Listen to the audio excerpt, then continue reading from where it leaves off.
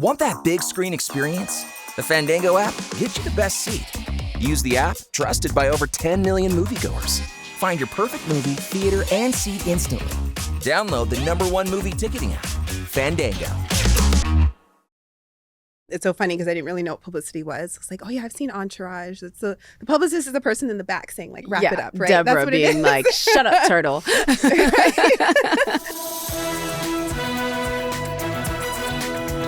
Hello, I'm Jacqueline Coley, and welcome to Seen on the Screen, brought to you by Make It Universal and Rotten Tomatoes, where we talk movies with some of the people behind the scenes at NBC Universal.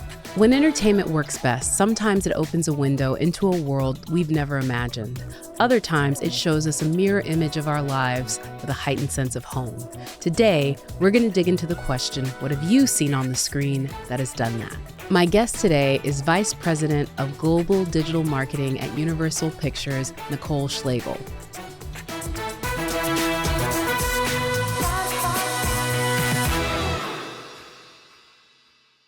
Nicole, Hello. Welcome to the Seen on the Screen podcast. Thank I'm you so glad much. to chat with you. First question, and I love asking everyone this. Who are you and what do you do for NBC Universal?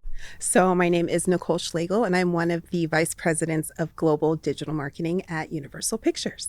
So that is everything online that markets our films. So think strategy, social media campaigns, influencers, partners, ad banners, YouTube, lenses on TikTok and Snapchat. So if you're on your phone or your tablet or your laptop, that is where we are marketing our movies. I always think of you, I'm like, Nicole does the marketing on the screens. Like, you know what I On the mean? Like screen. on the screens, Yeah. on the like desktop screens or whatever. Yeah. That is such an interesting job. And I love that you've been working basically for almost 20 years. And this is just crazy because you look like you just started 3 years ago. Oh, wow. But tell us the journey to get to this position doing global to digital marketing. Yeah, so I've been at Universal for 17, which is so crazy to me because it's gone by so quickly. But I came over in 2007 and I started in publicity. So I did that for like 5.5 years and loved it. I'd come from a publicity background before that. And then digital, I moved over in 2013 and it was like going to school again. I knew nothing about digital marketing, but I am so passionate about movies. And it just seemed like a good idea to kind of learn something new. And it's like, it feels like outer space. Like it's infinite what you can do with digital. There's just so much freedom we have, within limits. But, it's just it's a wonderful space to be in. And the time that you were in digital marketing, you really learned the industry as the industry was writing its own book. I mean, when you started, that YouTube was barely like 6 years old. I mean, we were still, I think Vine was still around. I mean, R.I.P. I know, R.I.P. Talk a little bit about, again, how digital marketing has changed over your time in the position. Yeah, I think when I moved over in 2013, I had like a Facebook. Maybe had signed up for Twitter, but didn't really check it. And I was so resistant to Instagram. I was such a no, you got to take photos with like an actual camera, not your phone. It's changed so much. And I think what really amplified that change was the pandemic in 2020 when all of a sudden, everybody had to be home. Most theaters were closed. And so we had a movie, one of our second Trolls film coming out, Trolls World Tour. And all of a sudden we developed PVOD, pay at home. And it was kind of a newer thing. And we just in an instant had to educate people. How do you rent this at home? How do you make it feel like a premiere, like a huge event at home? And so all of a sudden digital just became like, this is how we reach our audience because we can't get those people who would normally be in a theater, right? And so like YouTube, watching online, that just became such a huge, important part of our campaigns. And it always had been, but it really advanced in the pandemic and it's kind of stayed that way, which is great. For you, looking back on the time that you've been at Universal, is there a campaign that really sticks out to you that really holds a special place in your heart? I'm going to name a few.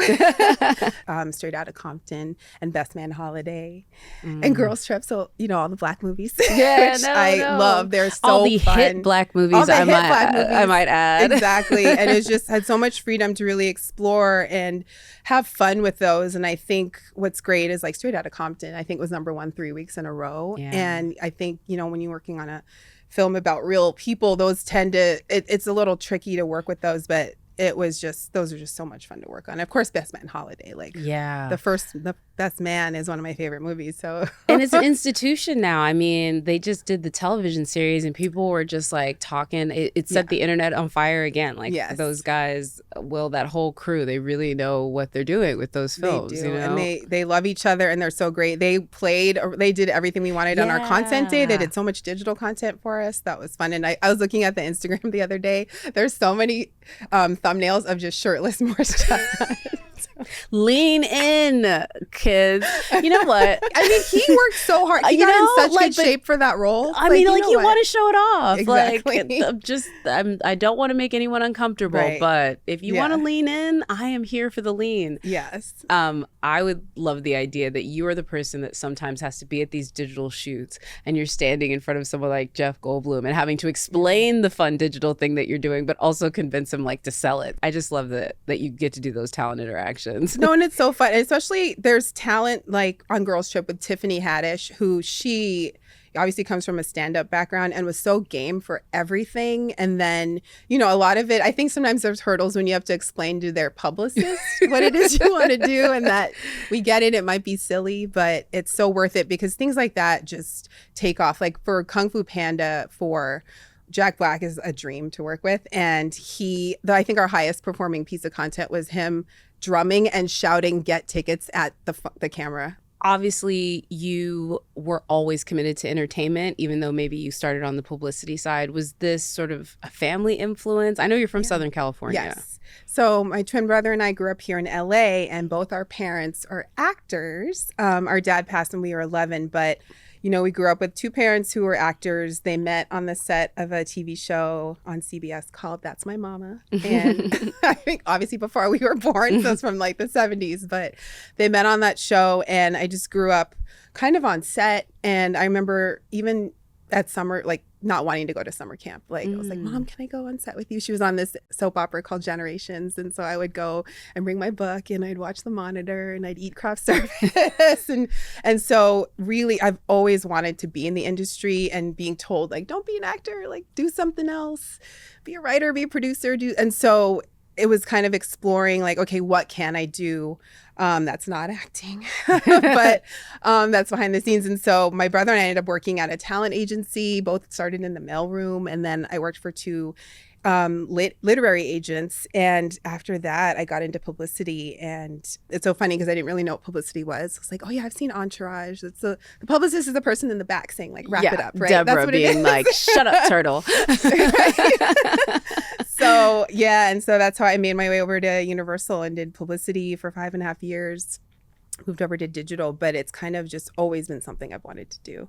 I also love the idea that so many people on this podcast have talked about how they maybe had to convince their parents to let them do basically industry jobs. Like these aren't even folks that were pursuing the creative aspect of it, or maybe they did and now they're executives or work on the marketing side. But no, your parents were like, don't be an actor, but absolutely get one of these jobs by these check writers that we've been beholden to for the better part of our career. They're like, no, you be a person in charge of some things. Right. That's great. Yeah. And I remember way back, I thought, I was like, maybe I want to be a producer. And then I saw how long it takes for things to get made. But before that, I remember my mom knew the producer Stan Lathan and Sanaa Lathan's dad, which is pretty cool. And I remember going to his office. I don't remember if it was on Paramount, but where it was. And I just did a sit down. I just had all these questions about what it's like to be a producer. And so my mom, both my parents were always really encouraging about that and exploring that. They just, they just want to make sure I had a steady paycheck, which you don't always get as an actor. So. But still encouraged you to be within the industry. Like, I think they could appreciate that, like, they probably couldn't convince you to go be like an economist or something, but they could convince you to be like, well, you can be creative here. And you do get to do a lot of that creativity. Yeah.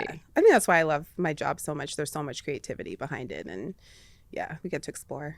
I love asking this to folks like yourself, where you've been kind of behind the curtain of both like really big NBC and Universal moments, but also you can kind of get your friends and family an inside peek into that. I know you've brought your kids to a couple of premieres, right? Yes. Are they vibing with it? Are they my daughter, my daughter Sage, she is all about it. She gets a little spoiled. So for Kung Fu Panda 4, we had her in the influencer pen. So she was on the carpet. She got to say hi to Donna Langley, who's the head of our studio. She got to wave at the cast. Awkwafina said hi to her. So she was just a dream. And I'm just trying to raise a theater going lover. No, raise them right. Absolutely raise them right. Okay, Nicole. Okay. Now we're going to dive into our popcorn buckets. Don't be nervous. These are things that you have definitely seen on the screen. Here we go. First quote. Now you got to promise me you're not going to kill anyone, right? So I just rewatched this over the weekend. That is from Terminator 2 Judgment Day. I love it. And that movie is so special. It's not in my top 5 favorites, but probably top 10. But it was one of the last movies our dad took us to. Oh, wow. And we saw it at the Cinerama Dome, which for youngins, that's the dome at the former ArcLight. And so it was just so memorable. And I love that movie was shot in LA. I think I was probably 11 when it came out. And it was one of those first movies where I really paid attention to the behind the scenes pieces too. I was like, wait, that's the San Fernando Valley and that's the LA River. And wait, I've been there. Like, so it's just holds such a special place in my heart. So I have a question. Daughter old enough to see Terminator yet or not quite? Ooh, I think so. I mean, she's seen Exorcist. So raising them right. I would say yes. It's not I remember being a little scared of it when I was younger, especially with the whole theme of like machines taking over, and now it's like AI, right? And like some kind of like nuclear, destruction of the world. That to me was actually scarier. But just rewatching it, I think she's probably okay to see it. I think she'd let's enjoy make it. that memory because that's really dope. All right, moving on to our next quote. I love this one actually. You had me at hello. Oh, Jerry Maguire. That was such a quote, too. I don't think people appreciate how big a deal this movie was at that time. I know. And I don't know if you say it now, if it sounds cheesy, but it was such a quote. Like Cameron Crowe, I love his writing. And I don't know. That movie is so great. It's one of my favorites. It's my comfort film. I put it on. It's probably like a comfort movie. Yeah. And so in college, my roommate and I, we had a VHS player in our dorm. And we would put it on. Like if we weren't going out one night, we would put that on and just kind of curl up. And when I graduated, she gave me my own copy. Dope. And she's like, we'll always have Jerry. And so, and it combines it because I love sports too. Yeah. So it combines, my love of like sports and movies and rom-coms. So it's a great movie. And wait a minute. Why do you love sports? I mean, for anyone who follows me on social media, I am obsessed with Duke. I went to Duke University. I was a cheerleader there, cheered for football and basketball, and basketball when I was there in 2001, dating myself. But we won a national championship, so I got to go to be on the floor for that. And that is really great. Did you cheer for JJ Redick? No, he came right. See, now you're aging me. He came after I graduated. I mean, I don't know, but I just thought that'd be an interesting connection that now he's the head coach of the Lakers. I wasn't doing any math around it, ma'am. You are giving way too much credit to when I know that players. You're just lucky I know that he went to Duke. Yeah, no, and it's great. I did get to meet him at an event, and I was like, I cheered for Duke, and I had this huge grin on my face. He was so nice. I appreciate that. I'm like, no, girl, I don't even know how old that man is. I was just like, I know he played at Duke, and I know he's the coach of the Lakers, and I should get so much credit for that. I'm impressed, actually. Thank you. I'm like, couldn't name another Duke player. Wait, Grant Hill. Yes. Yay! Yes. I got one more. Grant Hill Dream Sprite. Yep. Okay, third quote. You know what? I need you to use your lady mouth. I love that movie. Girls Trip. Yes. Honestly, this is another one where I think what you do on the digital campaign is so powerful because that was kind of a sleeper hit. It was never number one, but it stayed at the box office, got great reviews, and I think it was a movie that a lot of people had to find a bit. Yeah, and I have such great memories from that because, it was the discovery of Tiffany Haddish and how funny she is, and she's just off the cuff funny and did so many things for our campaign. And then we took the cast to Essence Fest for the junket, which was so great and so memorable. It was so humid, but it was great because, you have the Essence Fest is in the movie and then we're actually there, and it's just the vibe and like hundreds of thousands of Black women descending on the city, and it's just a joyful weekend. And so I love that so much. standing in the back of that premiere is one of my favorite moments from working at Universal because I stood kind of by the door and it was packed and people were laughing so hard. They were literally running up and down the aisles. Like they couldn't even stay in their seats. And it was just, I was like, oh, I know this movie's going to play so well. Yeah. And it's so funny. It holds up. It is hysterical. Yeah, it's like it was trending on TikTok not that long ago. Be like, hey, girl, this is nice. Like that whole quote. Sorry. Yes. God, you should cut that out. Well, very good job on all Thank three you. quotes. Okay, now we are going to go to the other popcorn bucket, but this is true or false. Ooh, okay. Still also movies that you've seen on the screen. Okay.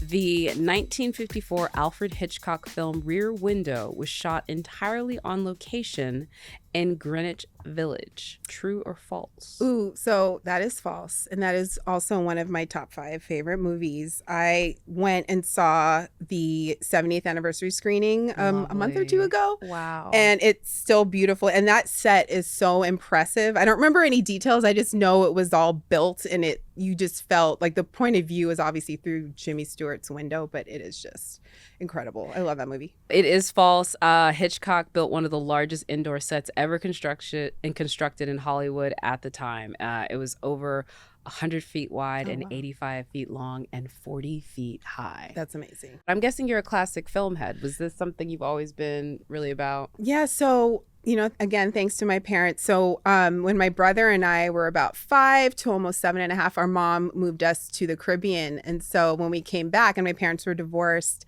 when we came back right before we turned 8, our dad was like, immediately like, there's all the things you got to watch. Like he was trying to catch us up on our Hollywood classics. And so he showed us The Exorcist, but he also had all of these Hitchcock movies. And so we watched The Birds and Rear Window, which is why that's one of my favorites. And the musicals like My Fair Lady, which was a double VHS. I remember it was a double VHS, yeah. And West Side Story. And so I just really got introduced to classic film. He just showed us all these things, and a lot of them were in black and white, some in color, but I just had such a appreciation, I think, for movies since I was a little girl.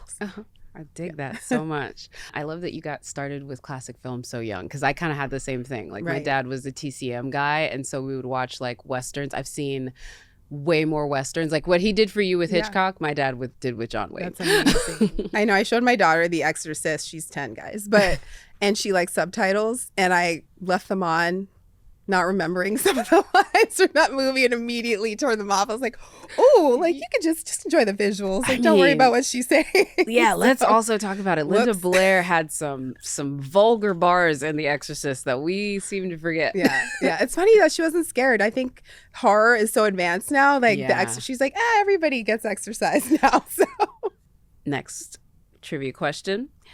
Jordan Peele directed scenes in Get Out while doing impersonations of Tracy Morgan, Forrest Whitaker, and Barack Obama. True or false? I mean, that has to be true, right? Because he is a true performer. Yeah. Along with being an accomplished director. So. Yes. And I think he was also doing it to kind of like, it probably fit whatever he was trying to get out of the actor at that time. Yeah. You know what I mean? Yeah. Like, I don't know. Although I'd be loving to know if he went up to Bradley Whitford as Tracy Morgan. That would have been funny. Can you imagine? Oh my God. And I didn't work on the Get Out campaign, but I love that movie. I remember when we first were in this huge meeting and it got brought up and we saw a trailer for it and was discussing like, how do we market this movie? And, it's from someone people know as a comedian. And so it's kind of nice to be a fly on the wall to see the beginnings of that movie and how, just what it became and what Jordan Peele is now. So it's...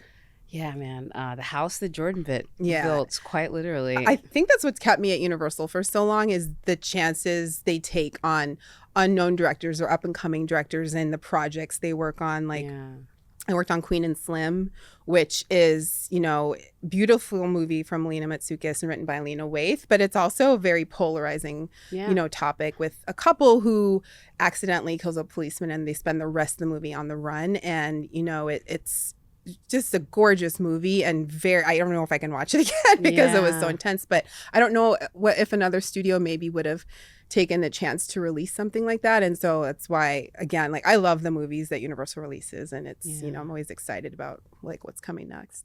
All right. Our next trivia question, our last one. Chadwick Boseman trained for 2 months to get into character to play James Brown in the 2014 biopic Get On Up. True or false? That's true. I believe that, right? Yeah.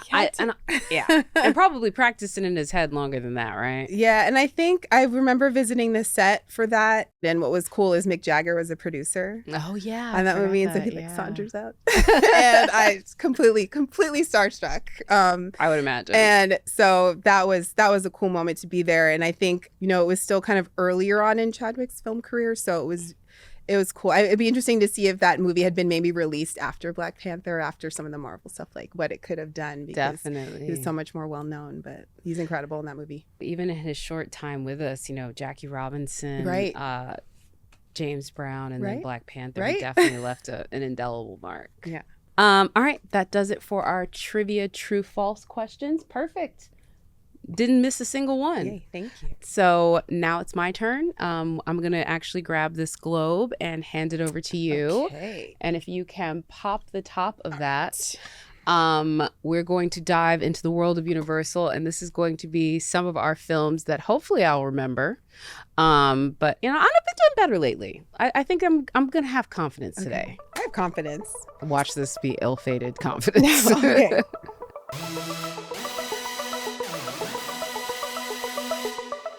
I promised my girlfriends I would be more open. Is that from A, Bridesmaids, B, Something New, or C, Baby Mama?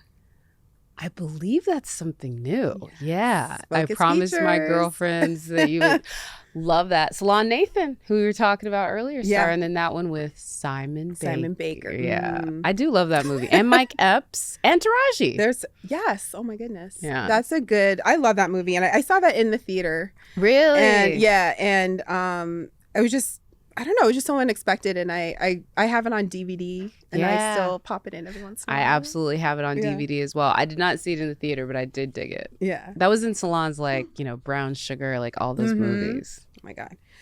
Okay, ready? Mhm. All right. This is an easy one. Clever Girl.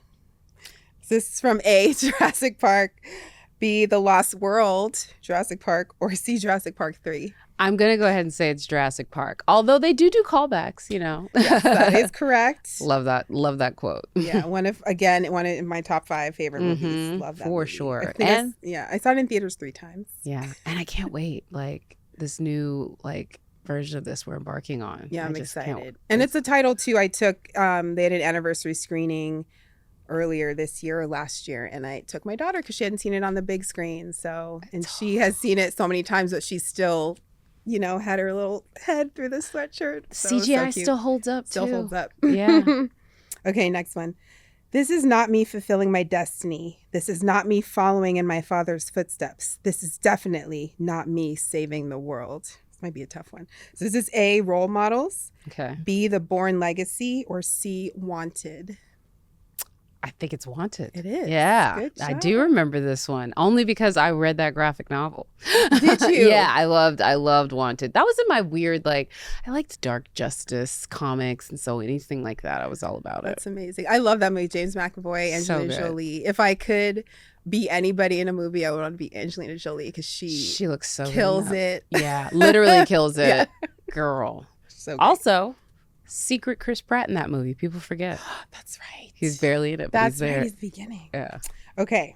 She's career obsessed and lives on her BlackBerry. Is that A, The Best Man Holiday, B, Trainwreck, or C, Couples Retreat?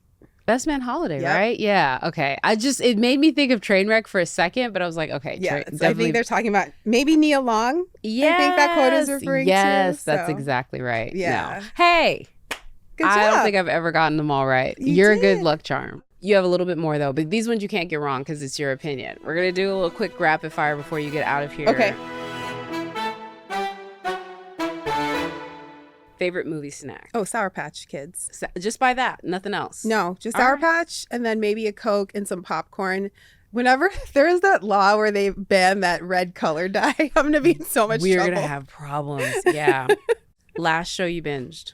Ooh, okay. So it's an older show. I rewatched Succession because I love a messy family drama that's also somewhat humorous. And aspirational a little bit because I love just how rich they are. No. They're just so deliciously gross and evil and so funny. I love that show. Wealth, it is definitely a little bit of like wealth fulfillment, like watch it on screen. Actor who can do no wrong. Ooh, Glenn Close. That's a great one. Oscar for Glenn, honestly.